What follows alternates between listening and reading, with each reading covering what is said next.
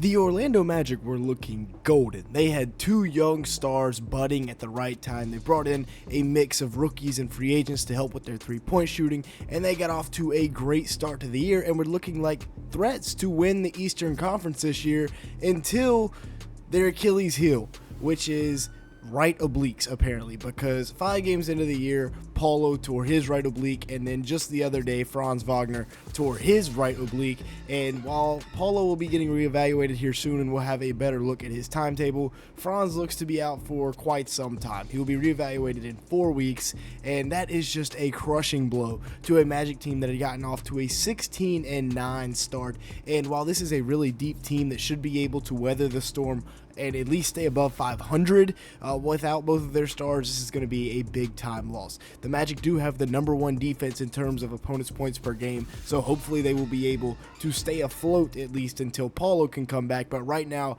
I don't know where their scoring is going to be coming from. We will start here with Paolo, who has just been an absolute superstar this year. He looks very complete with his game, and honestly, he looks like a mix of LeBron and Carmelo in their primes, right? 6'10", 250. When he's coming downhill, you don't want to get in front of it. He is an absolute grown man, and he's got the numbers to match that. He was averaging 29 points a game, 9 rebounds, 5.6 assists, and in 36 minutes per game at the beginning of this year before getting hurt. Now, obviously, he only played in 5 games, so that's a very small sample size, but he was still shooting 50% from the field and 35% from 3 on 5 attempts. And I think it's safe to say that he was definitely taking the leap this year from all-star to superstar. Remember, last year he averaged 22.6 points a game, which is up 7, 6.9 rebounds, which he's up 2, 5.4 assists, he's only up 0.2 there, and then he's up 1 minute per game where he played 35 last year. Remember, he had an all-star appearance last year as well. He was well on his way to being at least All-NBA third team this year before the injury struck. Remember, against Indiana, he dropped 50 with 13 rebounds, 9 assists in 39 minutes, and that was in, I believe, his 3rd game of the year. He was 16 of 26, had 2 blocks, and had 37 first-half points, which is absolutely crazy. And you can't tell me, looking at this clip right here, that you don't see a little bit of Carmelo Anthony, right? In the mid-post there, a little jab. Shot fake jab, shot fake again, and then just going up with it over the top of Obi Toppin. And then watching this play right here, you can't tell me you don't see a little bit of prime bully ball masked LeBron James in Miami, where he just goes straight downhill and there's nobody stepping in front, and he's probably going to end up dunking on your entire franchise. Now, it's been 6 weeks, so I'm expecting some sort of news here soon for Paolo. But as for Franz, the 23-year-old has been showing how talented he really is. 24.4 points per game, 5.6 assists, and 5.7 rebounds in 37 minutes a game this year.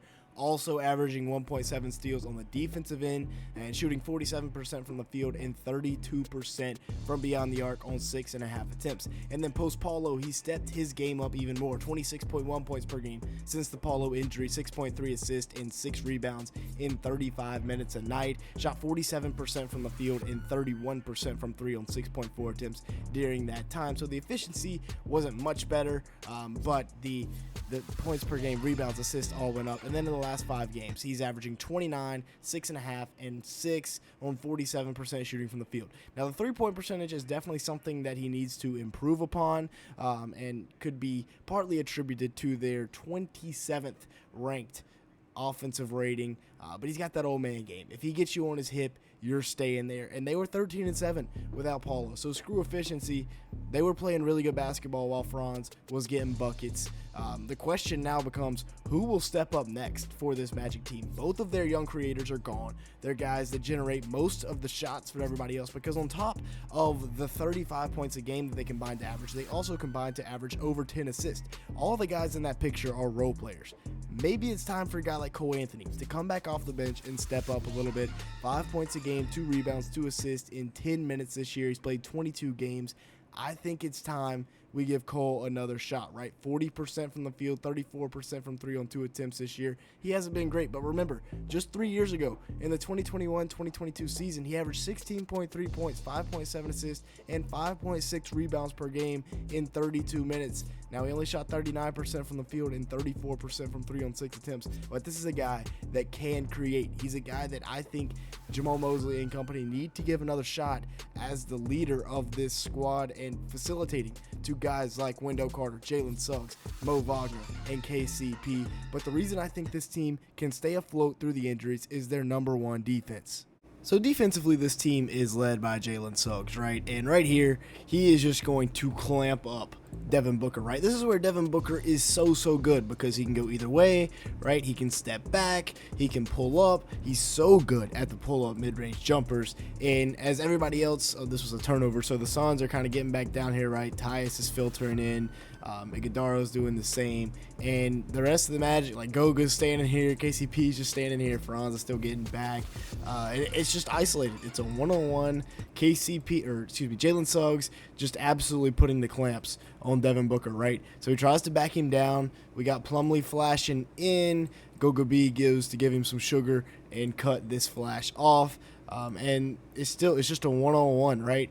He tries to get past him to get to his little pull-up mid-range, but watch Jalen Suggs. He is all over it. That is a great contest. Fantastic defense by the Magic's number one defensive stopper.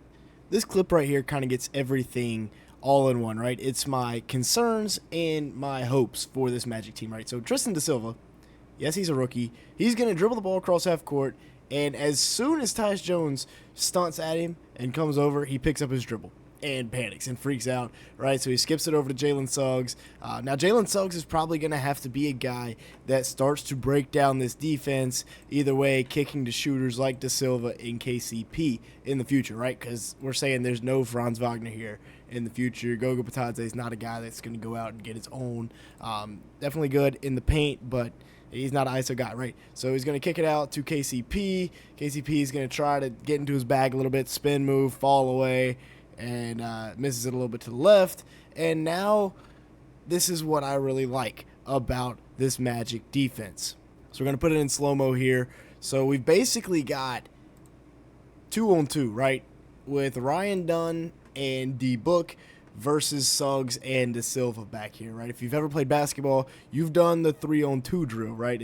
They do it from elementary school all the way to the NBA, right? And the Magic execute this perfectly. So Jalen Suggs is going to stop the ball. He's going to be the first guy here, and he's going to stop the ball, make sure Devin Booker can't get anything easy off, right? As Iguodaro's filling this lane, Da Silva is pointing. He's talking. He sees Ryan Dunn, who is running to the corner, so he's going to have first pass now.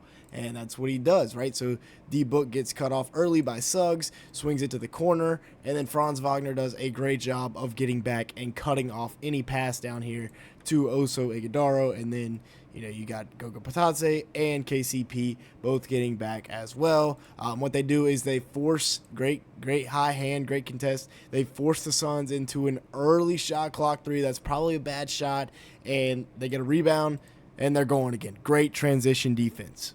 So yeah, it's going to be tough sledding for the Magic going forward. As a Hornets fan, I know what it's like to have your young stars taken out by injuries, and it really sucks. But I think given how good their defense is, they can stay afloat during this process. With that being said, that's going to be it for today's video. Thanks so much for watching. Make sure to hit the like button, leave me a comment down below, and hit that subscribe button if you did enjoy at any point. And with that being said, thank you so much for watching.